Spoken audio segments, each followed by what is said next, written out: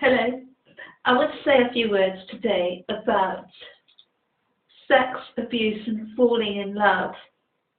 And I wanted to say a few words in this video, which is number 11 in the sex and abuse series, about falling in love specifically and putting sex and abuse in that context, just to give us a little bit of a reminder in our safe relationship toolbox that when we engage in any situation, particularly in the dating realm and in our relationships, that we need to have some tools in our safe relationship toolbox.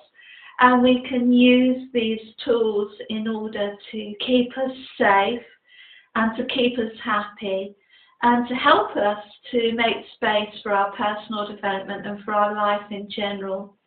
So today I wanted to zoom in on the issue of falling in love and sex and abuse. When we fall in love, there are a lot of things can be felt within us. There are often hormones released and all sorts of things going on with us emotionally, psychologically, and we may feel a little bit overwhelmed with all these feelings that are going on because we may not have felt them before. We may not be aware of the issues involved, and we may not even be aware of why we're feeling those things. And when we fall in love, it can be a very exciting time. All of our consciousness seems to be taken up with this person. Our thoughts are on this person more or less continually. We have great expectations of the future that could be for us with this person. We have all these feelings of love and compassion for this person, and we want to just be there for them. We want to give them everything that we can. We want to support them, and we want to think that they are feeling the same things for us as well, hopefully. And sometimes we do assume that the other person is feeling the same things because we think, surely if we're feeling all these amazing feelings after our time together, then surely the other person is as well. It can't just be me feeling all these amazing feelings. And that isn't necessarily the truth. It's not necessarily the case that because we're so overwhelmed by this person and our feelings, that the other person is necessarily feeling the same way. But if we do assume that that person is feeling all these amazing things as well, then we may also assume that their agenda is the same as ours. And not everybody has the same agenda. Not everybody feels the same way that we do. We're all made differently.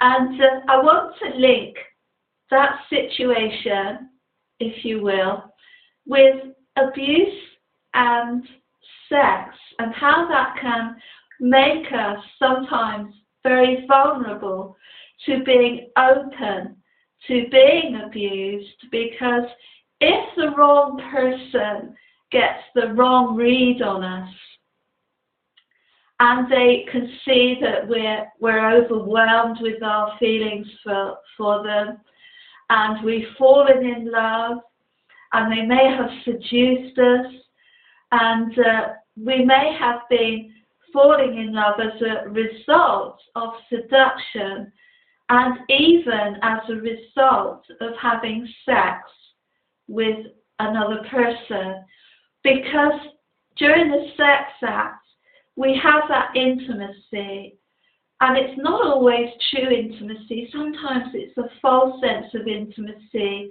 that's being built up purely through being in that intimate situation with someone and experiencing a whole number of different things with them physically.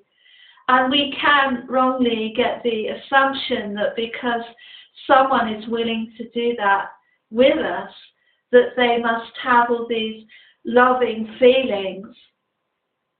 And that's not necessarily the case.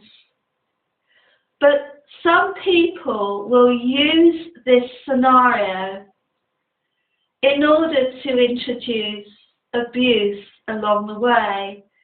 Because we are conditioned as a culture into a romance culture, sex and romance often are put together, sex and love are often put together, then it can leave some of us vulnerable if we give over all of our emotions and our heart and our soul, in particular, to another person. It can leave us vulnerable to the wrong person who may use this situation in order to take advantage of us, take advantage of our sexuality and our body, and take advantage of the situation and the feelings we have for them in order to take what they want and then to possibly just disappear in a puff of smoke, or they may gradually withdraw after they've gotten what they want, or they may use these situations and introduce gradually abuse along the way, because some people enjoy abusing and enjoy that sense of power and control that gives them, because that power and control is them having power over another individual. And for some people, that's where they get their energy from, that knowledge that they can control someone else, another human being. So when we have this overwhelming feeling of falling in love with this person, feel as though we've met the one and they are everything to us, it's a good idea possibly to stand back and say to ourselves, this is probably a good time for me to stand back and see who this person is first, before I jump in with everything I've got and give everything away. That way we have a protective measure put in place. We have another tool in our safe relationship toolbox, and we're able to stand back and take stock of the situation before we throw all our sexuality in there and potentially leave us vulnerable to abuse in the future and to being used. So I wanted to leave that with you today, just to highlight the fact that our sexuality and our emotions and our heart and our feelings of love can be used against us by the wrong people. So as always, stay safe and very happy. Bye-bye.